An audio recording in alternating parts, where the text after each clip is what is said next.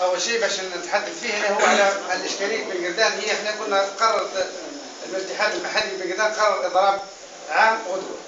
ايش يعني اضراب عام؟ وما بعد اضراب عام كان هو الاضراب لامتصاص غضب هذا الشباب والجماهير اللي قاعده منتفضه دير غدوه اضراب وامتصيت غضبهم. هذا لا يعني شيء.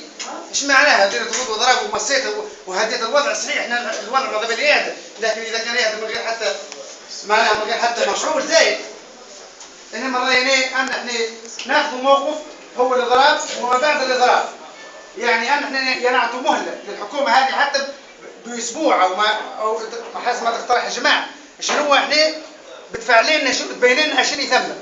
هذه من ناحيه. اذا كان هو معناه غير احنا باش نعمل غدوه اضراب وبعضهم رجعت الناس كلها الى اماكنها، هذا معناه لا يعني شيء. معناها اللي قامت به الشباب النهارين وزي ما صارت في العهد المخلوع. معناها هذه قالها انا ليبيا حالة داروا حفلات عودة جدير ولا موسيقى ولا رقص ويحيى بن علي. هذا لا يعني شيء. اللي كان الحكومه هذه غدوه امس قالوا انا برا جدير نحل، فهمت ولا؟ وغدوه يقولوا انا حلينا لكم جدير وبرا يا ناس.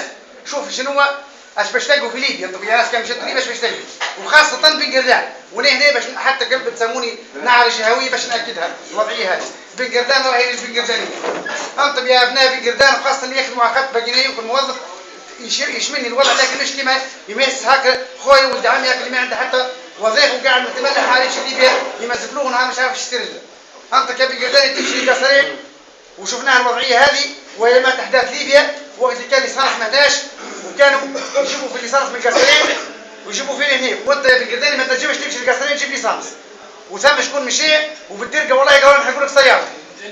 لا هي خلاص. وهذه هذا نحكوا على جماعه باقي هنا والله ولايات في دين وتطوير على الاقل قرب البعض. نحكي على من مدينه وبرا غدا الوضعيه هذه. يعني ليه امس تحدثت حتى انا معاه الناس المواطنين وثالث حتى شوصل ولكن ما خليناهمش. قال لك جماعه اللي مش بن قردان باش نطردوه. وشباب انتفض امس على تلك الجزيره ولكن هديناهم وقلنا لهم هاكم خوتكم وتواصلوا ولا ما تعاونش هذا تو نشوفوا له حل. اذا انا من رايي هنا من بين المقترحات ان بن قردان ليبيا خط راس جدير هذا للبن قردانيه. وكان قبل فعلا موجود وكانت الناس كلها بحوانتها وتجي جماعه الشمال يجوا يخدموا بن قردان وما يتعدوش ليبيا. حتى اللي بيمشي اللهم بيمشي يخدم غادي هيك حاجه اخرى باش هو يضرب في 5 فواياجات يضرب فيهم والكهرباء عنده 3 شوفريه وكلهم بايتين في راس جدير ويجيبوا في الليسانس ويقولوا وزياده عن ذلك يقول انا جماعه بن قردان هم اللي قاعدين يضربوا فيهم. والله صارت الوضعيه قدامي وحكاها لي مواطن قال لي وبعدين شدينا قلنا له كيف تو انت عايش في بن قردانيه وساكن في جراجاتهم وغادي تقول لهم لا احنا خاطينا انا راني من قصرين مش بن قردان وجماعه بن قردان يعملوا هيك. الوضعيه لازم تحسوها ولان الوضعيه هذه تحل راح وتاكدوا منها. راهو مش الحل برنامج ليبي هذا اللي هنا ضده كحل معناها كبير. اما كحل وقتي تو راهن بحكم ان سياسه الدوله وها مزارة المشاريع والتسويف والواحد نعطوه مهله. لكن هاو محلول ليبيا خط ليبيا محلول اللي ما يمنعوا في حد وما فكروش هذا الشيء. انت تحب تجيب لسانس برا لكن كي تقول بن قرداني يقتلوه. تاكد من الشيء هذا. والسلاح لا. ها؟ والسلاح لا. يجيبوا في السلاح. هيك هي الوضعيه. هيك دخلت فيها وحديث وما يقال وما يراجع نهارين في ان ثم مجموعه برجوازيه في بن قردان قاعده تسير في الوضع. انا هذا ما قبلتهاش وما نقبلهاش لان نيتها من اشخاص ناس اللي ما يعرفوش حتى كي تقول على فلان ولا ما يعرف عن فلان.